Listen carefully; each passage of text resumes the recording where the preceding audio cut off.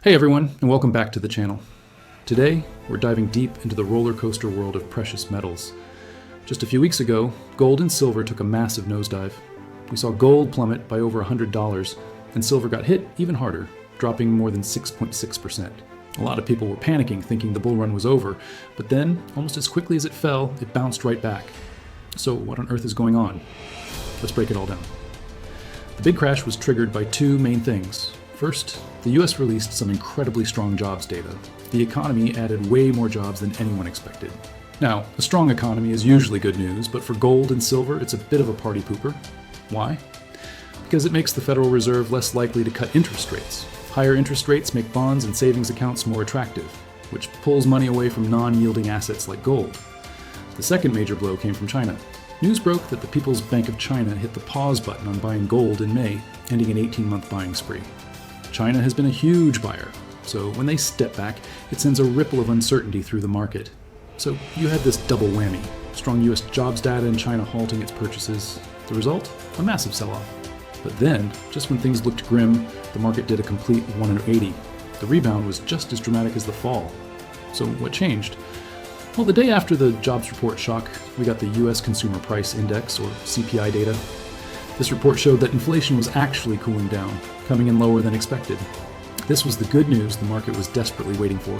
Cooler inflation means the pressure is back on the Federal Reserve to consider cutting rates later this year. Lower rates are fantastic for gold and silver because they reduce the opportunity cost of holding them. The market immediately priced in a higher probability of a rate cut in September. And just like that, buyers flooded back in, pushing prices right back up. It's a classic battle between different economic signals. On one hand, you have a strong labor market suggesting the Fed should wait. On the other hand, you have cooling inflation suggesting they could cut sooner. This tug-of-war is creating all this volatility we're seeing. Another key factor in this rebound story is geopolitical tension. We can't ignore what's happening around the world. Tensions in the Middle East and the ongoing conflict in Ukraine continue to create a sense of uncertainty. During times like these, gold has always been the go-to safe haven asset. It's like a financial insurance policy when things get unstable. So even with the economic data swings, this underlying demand for safety is providing a solid floor for gold prices. And let's not forget about the debt situation. The US national debt is climbing at an alarming rate. We're talking about $1 trillion being added every 100 days.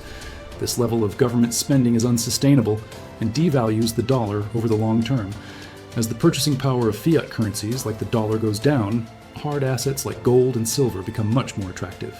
People are looking for a reliable store of value, and precious metals have a thousands of years long track record of doing just that.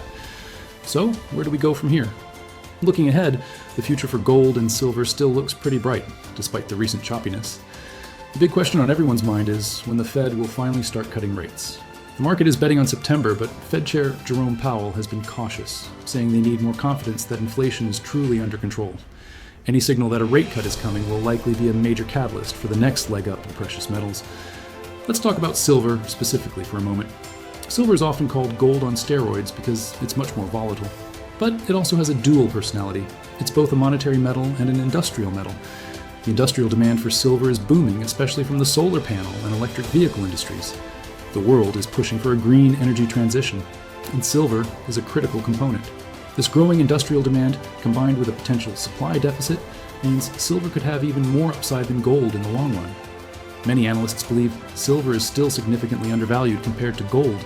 The historic gold to silver ratio suggests that silver has a lot of catching up to do. So, to sum it all up, the recent crash was a knee-jerk reaction to strong jobs data and a pause in Chinese buying. The swift rebound was driven by cooling inflation data, reigniting hopes for interest rate cuts.